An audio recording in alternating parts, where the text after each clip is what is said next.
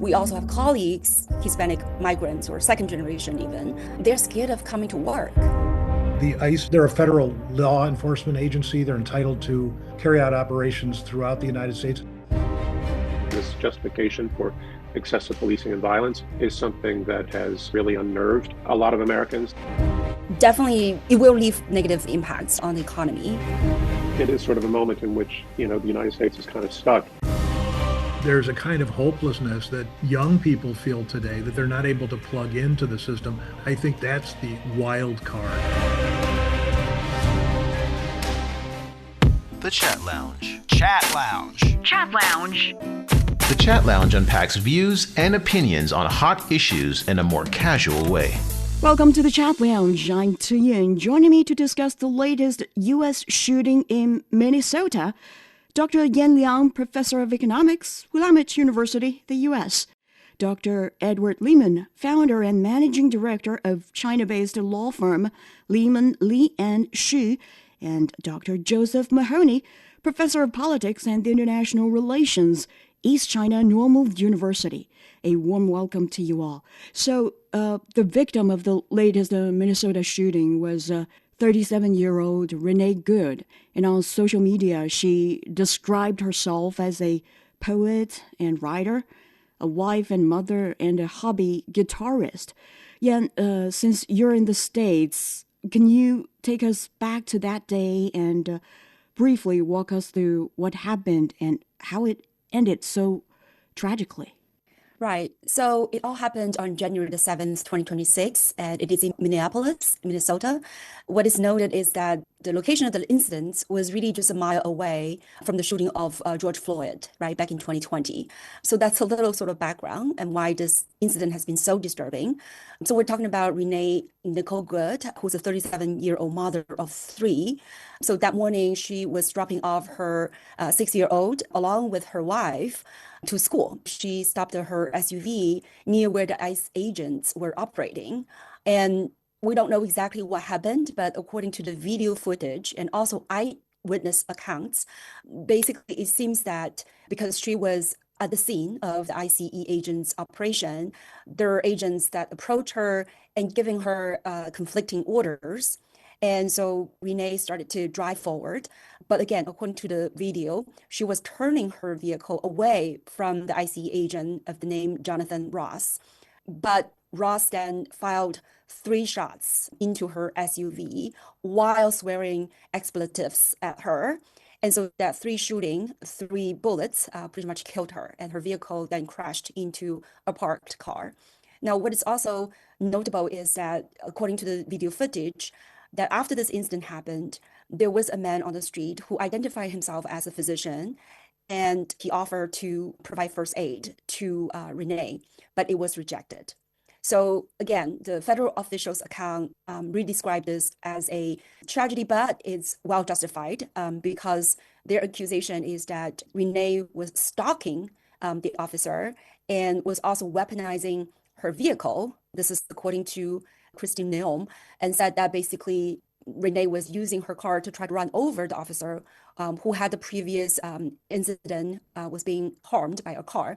And so that was their justification, that this officer was simply, doing self-defense. But again, the eyewitness and also local governments are pretty much talking about this is completely unjustified. There was no immediate danger to this officer. Renee wasn't trying to use the car to run over the officer, and yet she was shot 3 times and again rejected any help on the scene. So I think that is pretty much what we know so far. And there has been an investigation going on, as far as I understand. But again, this has been really a shocking, I think, incident. And we can talk about the ramifications, but it's definitely a tragedy, but also, begs a lot of questions about accountability, law enforcement, and many other aspects of, I think, about the U.S. politics. Right. Indeed, it's a tragedy. And thanks a lot for detailed information.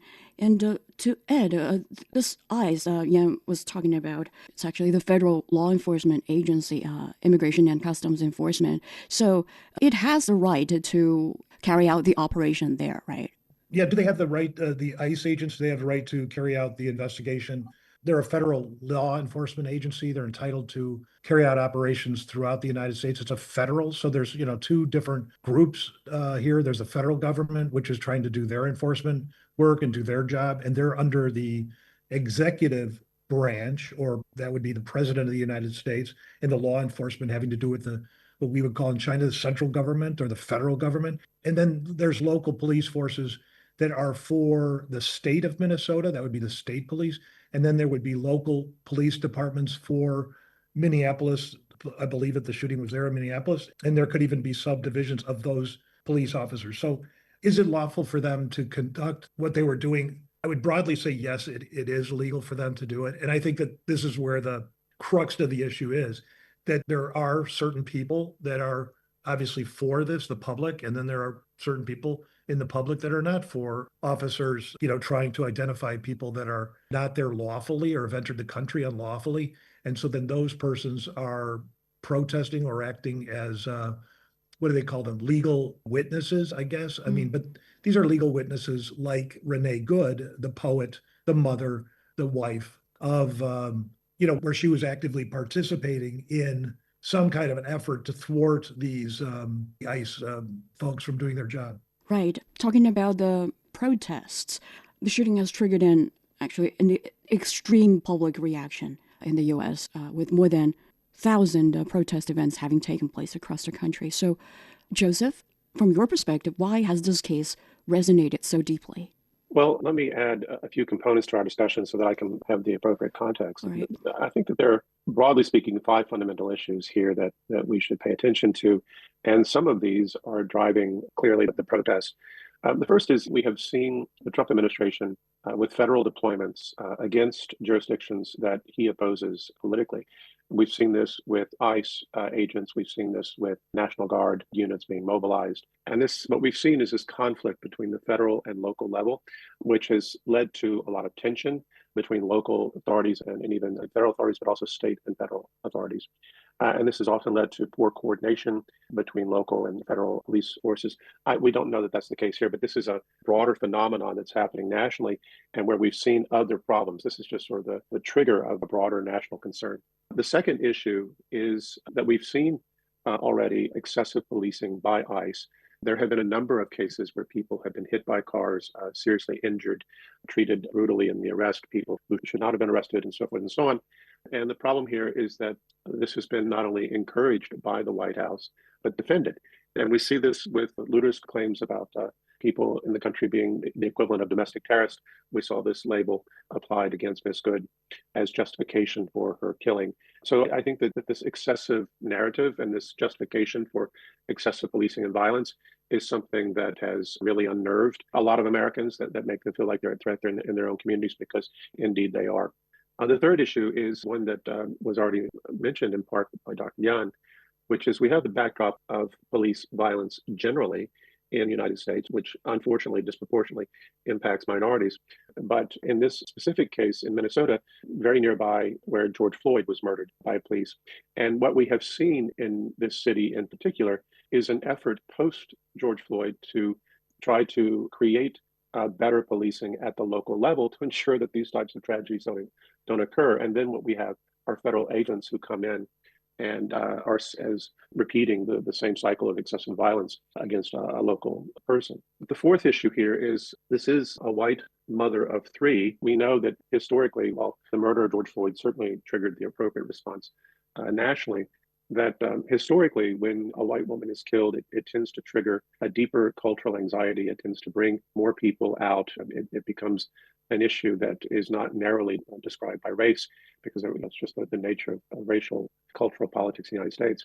However, she is married to a woman, and this point is made in almost every newscast, which I would think that many people would take as a code that what we're talking about is a lesbian, and therefore there would be conservatives who would perhaps not have sympathy, who might see her to be someone who's more likely a radical and therefore more likely to fit this domestic terrorist description that Trump has put on her. The fifth issue here is, we are now gearing up for another campaign cycle. And we already see this issue being politicized in ways that, so that, it's likely that Trump will bear down on this, that the White House, the Department of Justice will bear down on it to assert their position.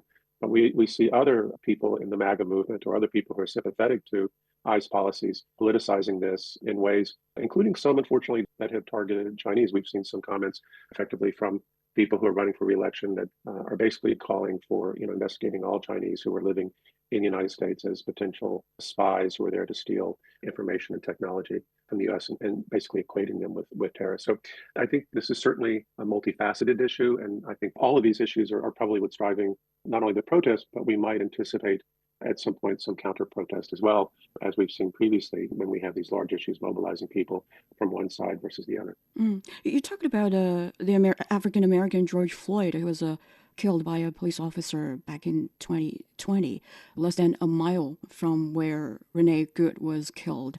So in your view, is that proximity merely symbolic, or are these two cases comparable in any other sense? I think that there has been some analysis. For example, what's interesting is during the latter days of the previous presidential administration, the Department of Justice had come to an agreement with the local police about how they would restrict their own practices associated with excessive policing. And the local police had agreed to this. And we have to recall that in the wake of the George Floyd movement or murder and the protest that followed, there was a massive campaign, not just Black Lives Matter, but defund the police, and some deep questions about how we fund the police and to what extent and what for. Although, there was a moment there where some people are overly optimistic that one might see a defund the police initiative really taking root in the city there where Floyd was killed. What we really ended up was a more moderate position, which tried to ensure that these types of tragedies wouldn't be repeated. We have to realize that the governor of the state was the running mate of Harris. He was really the attack. Usually a vice presidential running mate is someone who goes on the attack most vociferously during the campaign. So he's a political enemy of Donald Trump. But he also represents this more moderate centrist approach, and certainly was supportive of local police reforms. And then once Trump took power and reestablished control over the Department of Justice, they scrapped all of the agreements that were aimed to limit local policing to ensure. So there's this irony that the local police had been disciplined through mediation with the Department of Justice.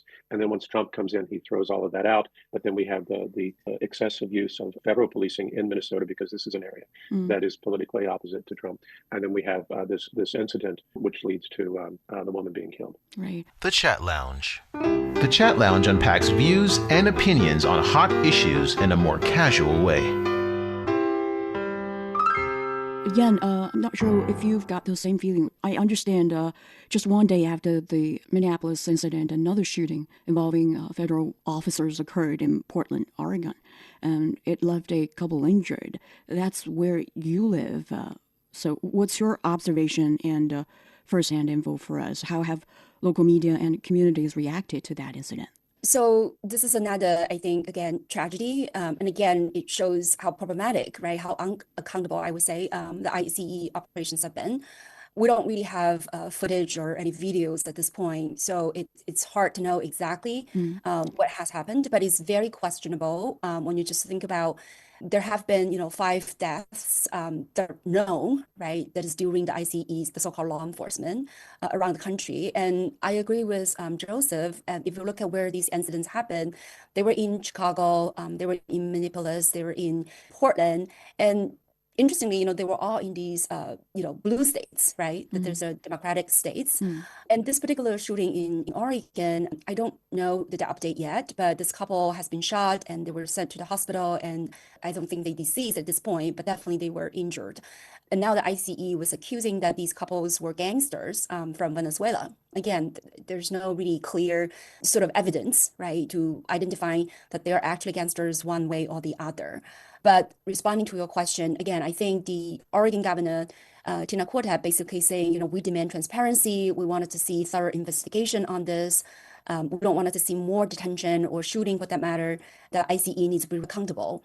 And I think that really resonates with many of the lawmakers, right? Especially on the Democrat side, even some of the Republicans. I think they seem to soften in the tone in terms of the lawfulness of these kinds of ICE operations. And in Portland, definitely there have been at least two large scale of protests. One is around the city hall when this press conference took place, and then there was protests around the ICE buildings.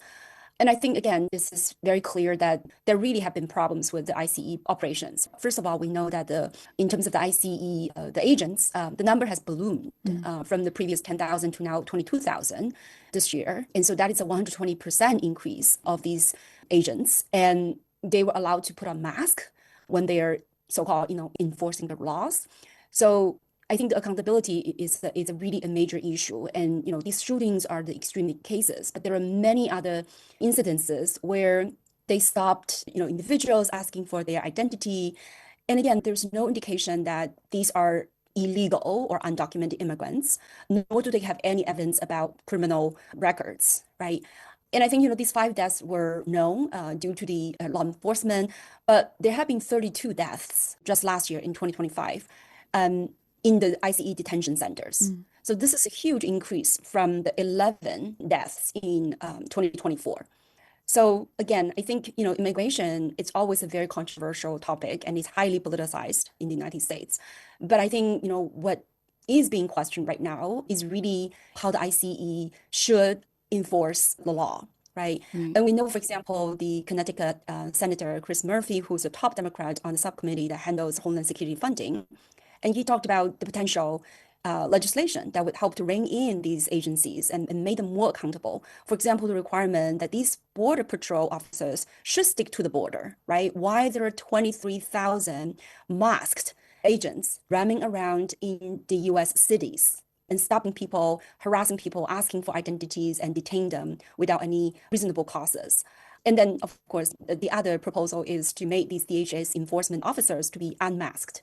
So I think these seem to be really sensible ways, right, to, on the one hand, ensuring law enforcement, but also ensuring that this process is open, transparent, and accountable. And Ed, I think the other two guests have both mentioned the different narratives from the federal government and the local government. So from your perspective, is more of a political issue or a legal issue? And we've seen the federal government describing the shooting as an act of domestic terrorism. So what does that kind of designation mean legally and politically?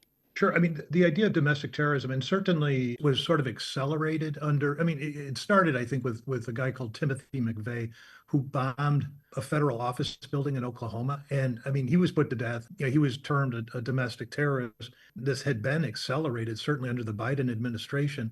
Domestic terrorism, which was targeted towards groups that might not be considered by some folks is not domestic terrorists. I mean, so it depends on who you talk to. Some would say Renee Good would be a domestic terrorist. Let me give you an example of a case that happened. So we talked about George Floyd happening just a few blocks away.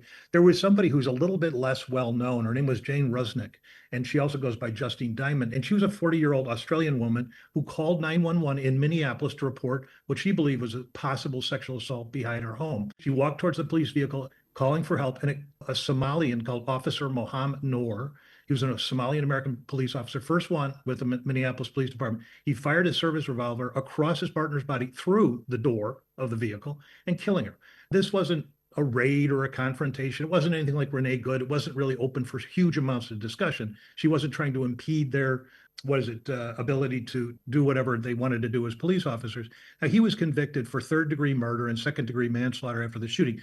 I just wanted to stress, this is all within the state. This is all state police. This is a Black Somalian officer, killing a woman who called for help, who happened to be white.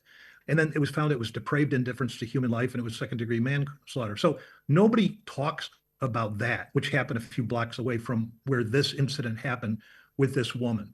But everybody's trying to talk about, maybe because it was the first Somalian officer. I have no idea, and I don't want to pass judgment on it, but we're talking about things unevenly. Mr. Obama also conducted these types of raids under his administration. And I mean, there's plenty of documentation about that. Now, I understand we want to kind of compare apples to oranges, and we want to do a whole bunch of other things, and we want to stoke whatever anger and anxiety to different people. But I mean, going back to your question, I mean, is this a legal matter? Yes, it is. How is it adjudicated? It's adjudicated, and there's case law that does that, which determines whether the police officer was feeling that he was in danger at that particular moment. Now, all this is, we can talk about it here.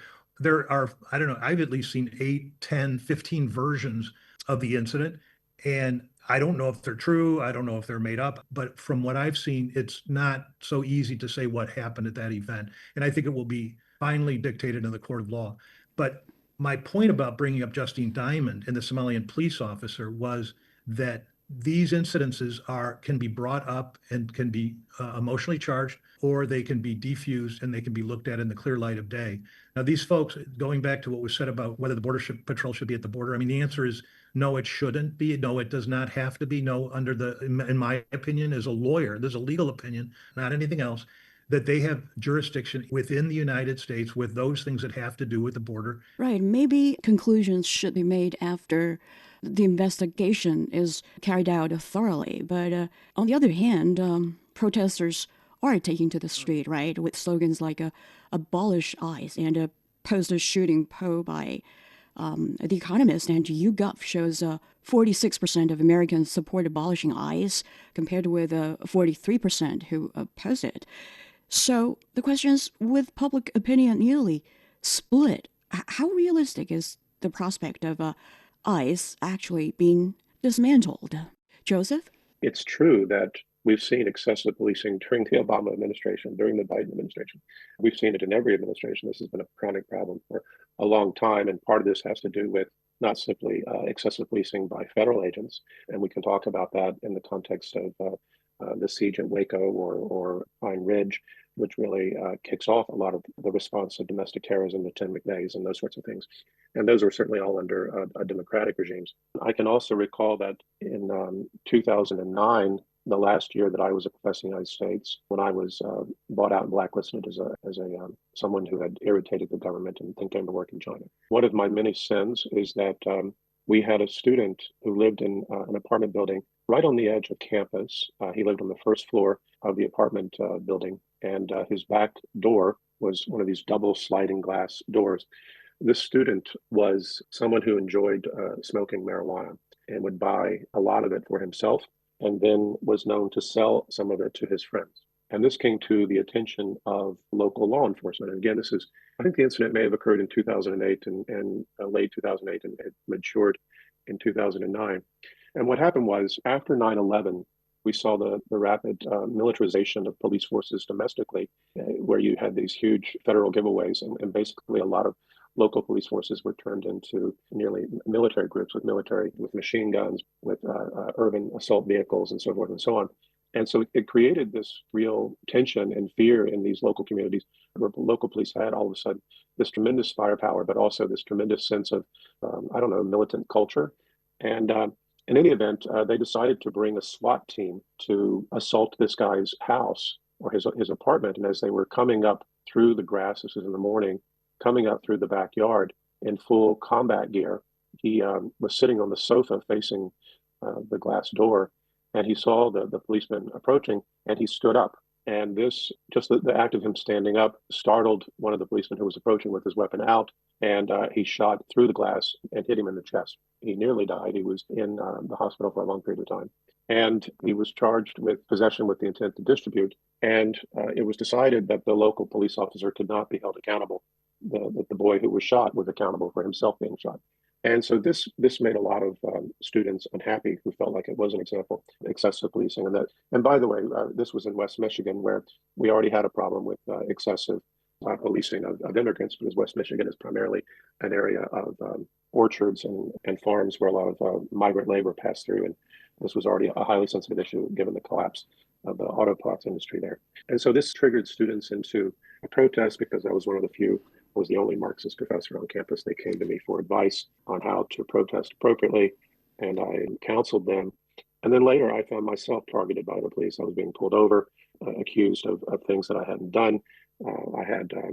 They came in and locked down my neighborhood, set up barricades, called me out of my house with my hands up.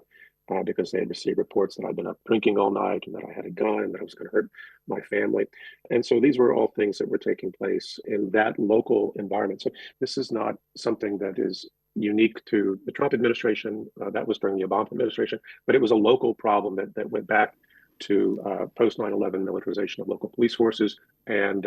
And then, at the same time, I think we can recall, we go through cycles of excessive policing periodically, but they are generally more closely associated with Republican administrations. We can recall Rudy Giuliani, who was in favor with the Trump administration during the first term when he was mayor in the 1990s. The excessive policing that took place in New York, the torture of 2 immigrants, one Haitian, one from West Africa, the West African who was shot 41 times by policemen because they confused his wallet for a gun. Stop and frisk policies, which many believed were beyond their constitutional right. Joseph, thanks for sharing your personal experience with us. That's a little bit shocking. But what you just mentioned is still about how should law enforcement be carried out, right? Like Yan mentioned earlier, the issue. But when it comes to ICE, is it possible that after the protest, ICE being dismantled? Not just no, but I don't think they will. Certainly not during the Trump time in office. And even if they do disappear, they would be replaced by an equivalent because the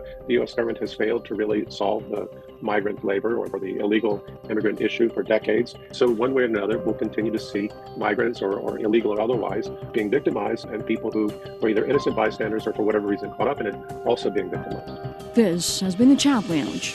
Check out the broader implications of the Minnesota shooting when we come back. Stay with us. The strong wind was howling and whistling. He was the first Chinese citizen to graduate from Yale University in the mid-19th century. I was born on the 17th of November. She had prominent features. 3 of us were old enough to lend a helping hand. He navigated between 2 vastly different cultures and moved further to realize his dream and promote understanding between the people of China and the United States. Ye Mingxing was a native of Hanyang. I realized no danger. China is really awakening. Come and join us in discovering the incredible journey of Yong Wang in his autobiography, My Life in China and America. Check out the Audible stories on radio.cgtn.com and all major podcast platforms. Just search for the podcast Books and Beyond and find My Life in China and America. Welcome back to the Chat Lounge. We continue our discussion on the latest U.S. shooting in Minnesota. Another legal question. What may come next? Do Renee Good's family members have a viable path to civil or criminal action against ICE, or can the ICE officer be prosecuted from a legal standpoint? Yes, there is a mechanism for the Good family to be able to seek compensation. I mean, from a legal perspective, so what you do is you do triage and you take a look at it. Why did the federal government term it as domestic terrorism? They termed it as domestic terrorism because it makes it a federal matter and not a local matter. So they're trying to make it so it's not been adjudicated, will not be adjudicated, and will not be supervised, and will not be investigated. Typically murder, is or manslaughter. Those are not yet necessarily federal actions. Those are left to the states. And so it's, the states vary widely. Some states have death penalties, others do not. And so typically manslaughter, murder, these types of things are left to the states. So that's the question. But in Minnesota, what they've done is they said this is domestic terrorism. So the FBI, the Federal Bureau of Investigation, which oversees interstate type of activities, which would then be under domestic terrorism, they would take control of it. And then I would assume that the Minnesota and Mayor Fry is saying it's actually the Minnesota police. That was a domestic in a local city thing. So that would be left to them. Now, is there recourse? The answer is yes. And the recourse is that they would have to sue in federal court, and then they would have to say that the person acted outside, irresponsibly or outside of, and there's case law that determines that without getting into all the details. And what one of the cases says is that you have to put yourself in the shoes of the federal officer in those 2 seconds as to what's happening and how he perceives it. And this was brought up by Dr. Liang already, is he was apparently dragged before by an auto. I mean, this is all hearsay and I don't know it as a fact, but it's in the media. And so his perception might be different than your perception or my perception, which hasn't been dragged. So it's a question of the jury or the trier of fact has to put themselves in the shoes of that person for the 2 seconds, not anything else. And is that justified or not justified? Were the wheels turning in the right way or the wrong way? So this is what's happened when you heard those terms like, domestic terrorism, that goes into the federal court. The local courts, I would assume, and the local police officers would probably come up with one conclusion, and the federal would come up with a different conclusion because they're protecting I'm just trying to state it plainly. Is that right, wrong, or indifferent? Not for me to say. Those are both avenues which will be worked out. I would assume, based on my many years of legal monitoring and experience and whatever, that this would be considered a federal case because they've termed it as a domestic terrorism. Whether that's right or wrong is another thing, and it happens differently. And I just want to say that this goes back much further back than the Republican and the Democratic Party or Mr. Trump or Mr. Obama. It goes back to really post-Civil War, which has never been solved. If you don't mind, I want to just quickly share my 2 cents. So I really, appreciate, Ed, your, cool-headed analysis when it comes to the legal, clarifications on the number of issues. But here again, I think this, despite the fact that I think we all agree, right, that this should be an incident that should be investigated. It should, go through due process, right, when it comes to the legal process. But I think really from the get-go, this has been really highly politicized, right? I think Kristi Noem pretty much issued a statement just minutes after this incident happened and described this as a domestic terrorism. Despite the fact, I think there were 3 different video footages from different angles that seem to really doubt Renee Good was actually driving the car towards the officer instead of away from him. And the fact that the agent, Ross, he was actually switching his phone from his left hand to his right hand because he was videotaping the whole thing and draw his weapon. So I think there are indications to really question the total circumstances at that time, whether or not it's really considered as a deadly threat to the officer. I think that it's important to at least cast out on that characterization of domestic terrorism, right, without further investigations and evidence. And J.D. Vance, also very quickly came on TV and claimed that these kind of federal agencies have absolute immunity. Again, this is completely BS. This is ridiculous, according to some of the constitutional experts in top-rated university law schools. So I think this is highly politicized. And the other thing is, I think you probably saw the report, but there were at least 6 federal prosecutors in Minneapolis resigned Tuesday over the pressure from the Trump administration to focus the probe not on the shooting per se, but on the actions of Renee Good and those around her. So we're talking about these prosecutors were under tremendous political pressure, right, to resign from being a prosecutor. So I think, this seems to be really the problem with, very highly politicized legal process. And last but not the least, I agree with you. I think, when it comes to law enforcement, rightful and lawful law enforcement, I think that there's not much debate about that. And I think Tu-Yun also mentioned some of the numbers of pretty split ideas about immigration, right, in terms of immigration policies. But here's the fact, regardless, parties, what we know for the fact is that during Obama's 8 years, there has been an average of 942 deportation a day. So 942 compared to Trump's administration between January and June, the average deportation per day is 810.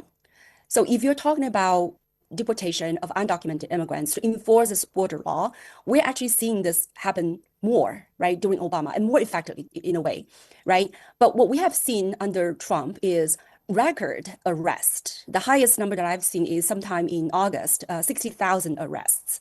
And over 80% of these arrests have no criminal records.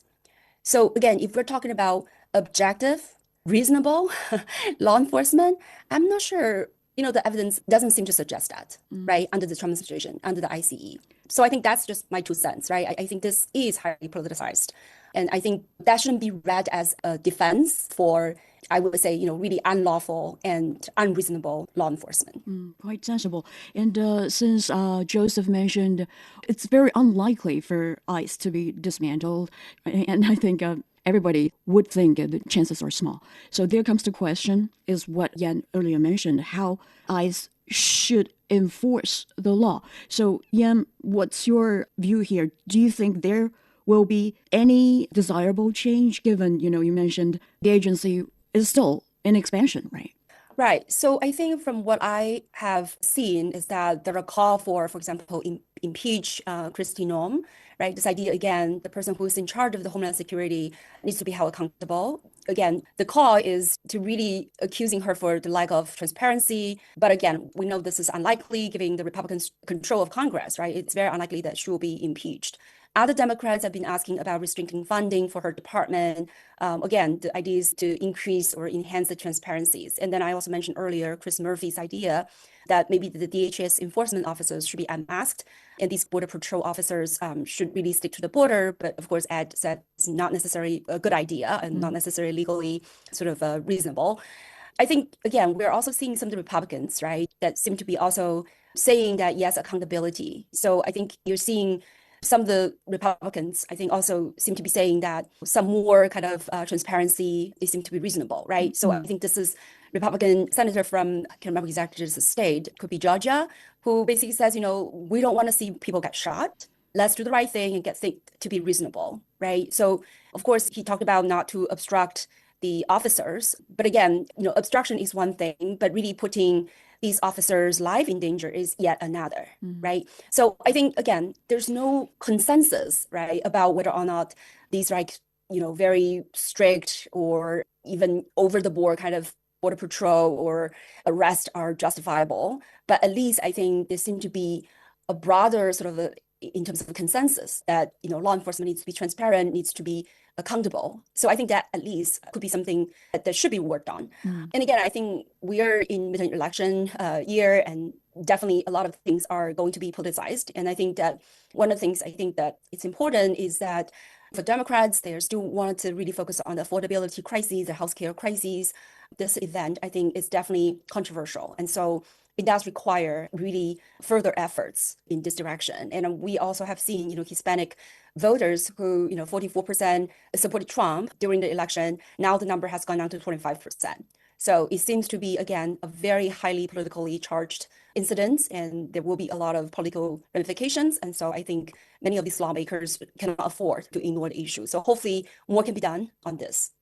So as a Chinese American, do you or your peers share, or how concerned are you there, people from other origins? Yeah, I think definitely people are scared, right? I mean, not only Chinese, but especially, has Hispanic or even Black Americans, Asian Americans. I think a lot of people are talking about, carrying their papers, carrying their passports when they go out, right? Again, that shouldn't be the case, but I think the anxiety is real. And I actually, I work in university, and so we now have new protocols where you want to enter the building, you always have to swipe the card. It's no longer open entry, which to some degree, I think this is so saddening to see, the change, right, in terms of what is considered as security and what considered as open access and so on. And we also have colleagues who are Hispanic migrants or second generation even.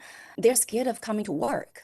So I think just the broader ramification, it's really far-reaching. I think this kinds of scarce tactics, it's not just about keeping these undocumented immigrants at bay, but I think there are definitely other political agendas, right? I mean, when it comes from the election, are these, immigrants, legal immigrants, right, that become citizens here, are they really ready to go out and vote? Would they be very worried about their personal security? That's one thing. And second thing, there are also people talking about, all these chaoses would simply help the current administration to either postpone or in some ways interfere with the midterm election. So again, we don't have tangible evidence at this point, but I think it's just the broader societal ramifications, right? In terms of also economics, I would argue, right? We're actually seeing, according to Brookings Institute, for example, the net immigration in the United States in 2025 was negative. This is the first time in half a century that we're seeing negative net immigrants to the United States. And so I mean, the economic ramification is quite clear, right? It reduces jobs, it reduces GDP as high as 0.26 percentage points, according to the Brookings. So I think just overall, this is a major inflection point in the US when it comes to law enforcement, when it comes to the political landscape, when it comes to the economic pictures. There's just a lot at stake. The Chat Lounge. The Chat Lounge unpacks views and opinions on hot issues in a more casual way. Right, continuing down this path or this subject, the broader implications of this incident, Joseph, how would you expect it might influence the future direction of U.S. immigration policy or the dynamics of immigration, like Liang just mentioned?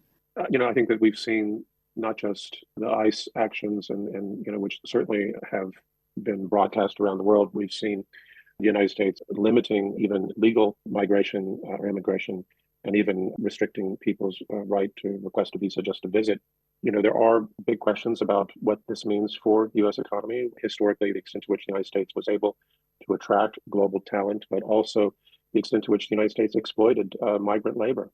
Again, this was one of the issues in West Michigan, where we had a state committee and state legislature. The gentleman who was the chairman of the State Appropriations Committee was elected from my district, and my district was dominated by orchards. And one of his key campaign promises was to ensure that no migrant would ever have access to state ID. This is funny because you could go in the campaign donations database of the state and see that his biggest donors were these farms, and these were the farms that exploited migrant labor. And the last thing they wanted was this labor to be recognized by the state, because then they would have to treat them like human beings. They'd have to pay taxes on them and ensure that they weren't being abused. So this has been a longstanding problem. And we know that the United States already has a relatively low unemployment rate. We also have a lot of people who are unable to work. And we also know that the stated ambition of the Trump administration to rebuild the United States as an industrial powerhouse. And yet we find that there are not enough people to take the industrial jobs that are open. And when we talk to U.S. citizens, we find that disproportionately they don't want those kinds of jobs. So it is sort of a moment in which the United States is kind of stuck. It's interesting because you go to Japan today, and one of the things that you see much more, like in the past, you go back 20 years ago, there were a lot of Chinese workers in Japan, and you wouldn't necessarily notice them as much if you were a foreigner visiting. But increasingly today, you see people of Indian descent working in Japan, and this is something that the Japanese have accepted because they needed this labor, try to do whatever they can to pull out of the economic stagnation they've been experiencing. So there's some really sort of difficult questions about where the U.S. can go in terms of attracting talent and competing globally, but at the same time having the necessary labor to drive forward the sort of industrialization policies that they are aiming to bring forward. That said, I would like to end with a couple of points here, and that is, institutionally, if it's determined that this officer who killed this woman was suffering from something like PTSD because he was dragged by a car previously, then this would indicate that he was not fit for duty. This would indicate, I would argue, potentially, a failure of the agency to put the right man in the field, above all because the agency knows that they are sending people into highly charged, politicized environments. And it may or may not be unreasonable for a person in that situation, of that mindset, to believe that he's at imminent risk. But that sort of person shouldn't be in that situation. And at the same time, I think it's clear that the federal government could work more proactively with local government to ensure that those types of confrontations are mitigated. The second thing is, we've seen Waltz, we've seen others calling for the state and the local authorities to be part of the investigation, because there is concern that the Trump White House has politicized the FBI, has overly politicized the Department of Justice, and that there won't be a fair investigation, that it will be determined first and foremost by the political agenda of the president. And I think clearly that a lot of Americans will be watching this and will be thinking about the extent to which they support the president doing that versus the extent to which they fear that it creates risks not only for the values that they hold, but for their own local communities. All right. Very briefly, Ed, is it possible that U.S. states could move to restrict federal enforcement actions, including those by ICE? Yeah, it's possible, certainly, but it's not probable because, again, the supremacy clause of the United States federal government overrides states' rights in certain instances. And it starts with, commerce between the states. It starts between federal authorities. And all of this was worked out by the founding fathers. Is it possible? Yes, it is. Can they cordon off certain bits and parts? So, for example, like I said earlier, there's death penalties. There's no death penalty in the state of Illinois, where I come from, and that was done away with. And I think the earliest one was in the state of Michigan. They did away with that, with the death penalty. So there are carve-outs that can be accomplished. Whether that can be accomplished in this particular situation, I think highly unlikely. The ICE has been used, or whatever the predecessor organizations, by both administrations, good, bad, or indifferent. And this situation is unfortunate. I feel sorry for everybody who's involved and mourn certainly the death of the woman involved. It's highly politicized, and I think it's up to us to try to explain to everybody, because a lot of people are busy. They don't understand the history. They don't understand the circumstances, and they're just seeing a portion of it. America somehow, and when you speak about Japan, for an example, they have very strict border enforcements, and they've cracked down with regards to Chinese coming into Japan, for an example. I mean, and limiting their setting up businesses to be able to come in there. So countries, not just the United States, but make these kind of things. So I know this seems highly unusual when you put it out in the media that people can't do it. But it's actually the way it works in most places in the world. I mean, if in China I go and stay in a hotel, my passport is copied, my visa is copied, and it's given to local police. So, I mean, I have no problem with that. And for us to discuss this under what's happening in the United States and that this is so crazy or so unusual, it's really not. When you look at Maybe it's the because overall it's world, been the United practiced States is in exceptional. China like since forever, but it's Right. changed in the States. Yeah, No, maybe it's it also actually because hasn't maybe changed it's in the also States. because people haven't been getting killed Right. the same way. I I think think I people think that's the have been getting point. I killed think it way is up less. to I do think this is up to different jurisdictions to decide on what their law need to be, right, for their own purposes due to the history, the culture, the economy, the political structure, so on and so forth. But I think what we're questioning here, if I'm correct, I think what we've been talking about is really the law enforcement. Right. Again, I think, Obama administration deported way more undocumented immigrants without having all these kinds of, I think, incidences, right, or tragedies that happened. That is probably more of the controversies. Okay. Yang already mentioned the Hispanic community support for the Trump administration is going down. So how might the incidents like this shape the upcoming U.S. elections then, Joseph? Well, I think that there's a general understanding that the Republicans are feeling pressure on a variety of fronts. Certainly, this would bolster some of their base, their more right-wing or base, these sorts of actions that would rally them, but it would certainly cost them more centrist voters and independents in other districts. What we're talking about is the potential a change in power in the House of Representatives this fall with the midterm elections, which could then create a huge number of investigations from, if that chamber is controlled by Democrats, directed at the Trump administration, up to and including new investigations related to impeachment. So this is sort of a significant concern for Trump and certainly those who have seats or control power in the House now. At the same time, I think that there's a broader assessment that Democrats are spectacularly unprepared to really provide an alternative, that in so much as people are unhappy with Republicans, that the Republicans do at least have a base in many cases that give them the opportunity to win elections, whereas support for Democrats is much more fractured. So it's possible that Republicans could lose. It's possible that these types of activities will strengthen their base, but at the same time compromise them in a general election in some districts. It's not clear that Democrats will be able to mount an effective strategy because the Democrats are viewed by many as sort of being lost in the wilderness right now. And Jan, economically, you mentioned it might affect labor mobility or migrants, but how will such kind of fatal shootings and the large-scale protests that follow affect the country, especially when it comes to, business investment or urban economic vitality, things like that, or foreign views of this country? Well, I think definitely it will leave negative impacts, right, on the economy. Joseph has just mentioned, it's not just about these immigrants coming to the country and contribute their labor and also support, the consumer demand. But it's also what gives the United States vitality when it comes to, talents, innovation, and, all these dynamic factors.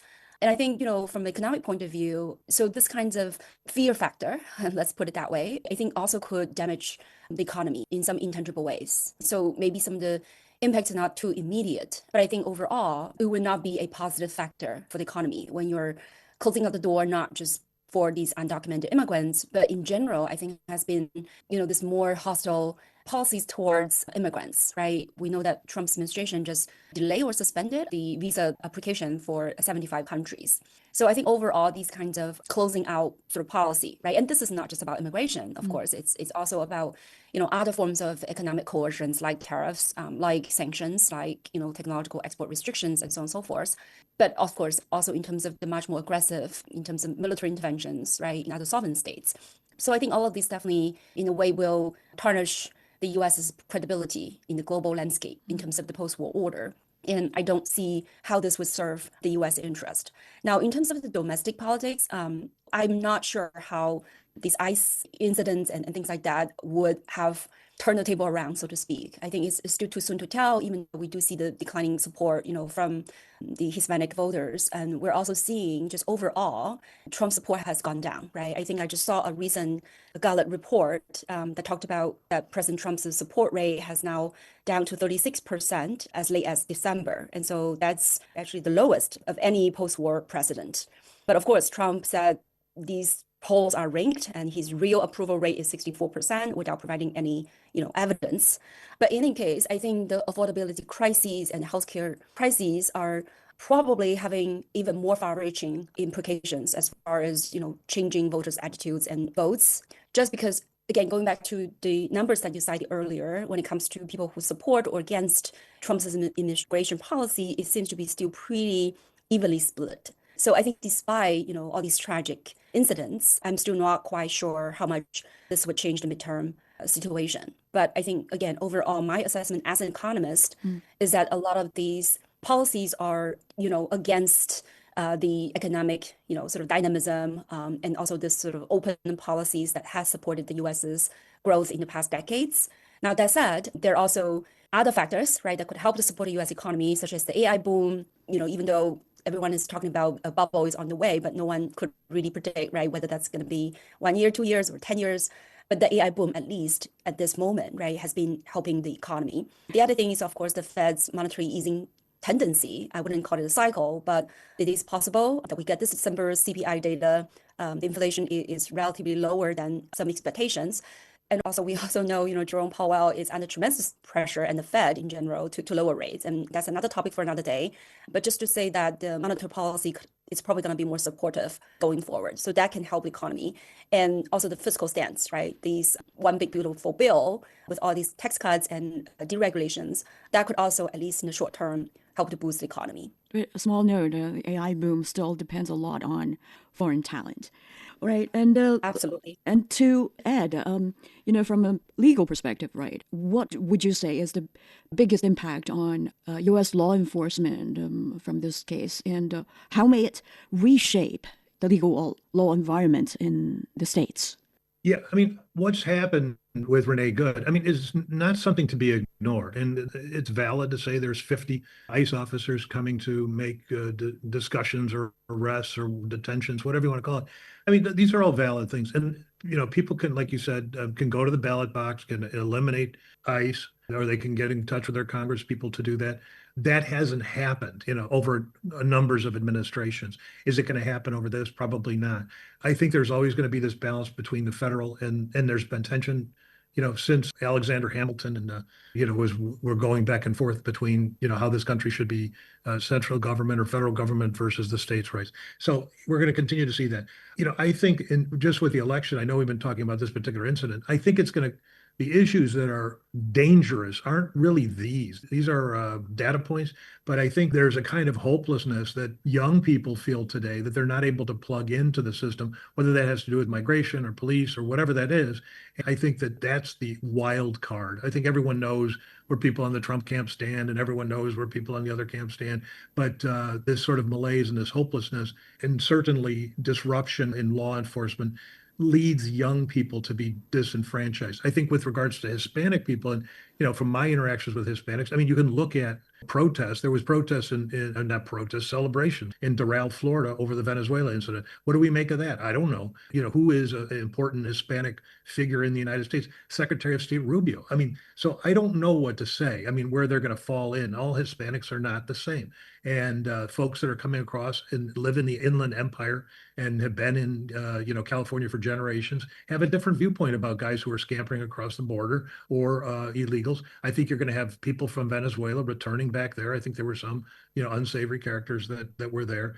But I think the danger is really with the young folks and what's going to happen in the election, like we saw in New York. Good, bad, or indifferent. He's an elected official, and should be given all the due respect that somebody would do. But it wasn't something that anyone expected. If someone told me after 9/11 that you would have a fella like this Mondami as elected as mayor of New York City, I would have thought impossible. But like I said, it's not what we're looking at. It's what we're failing to look at and what we're failing to address that's going to be problematic for the Republicans, frankly. All right. And last, I got a challenge for Joseph. Can you finish within 30 seconds the biggest lesson or impact that this Renee Good shooting could have on the U.S.?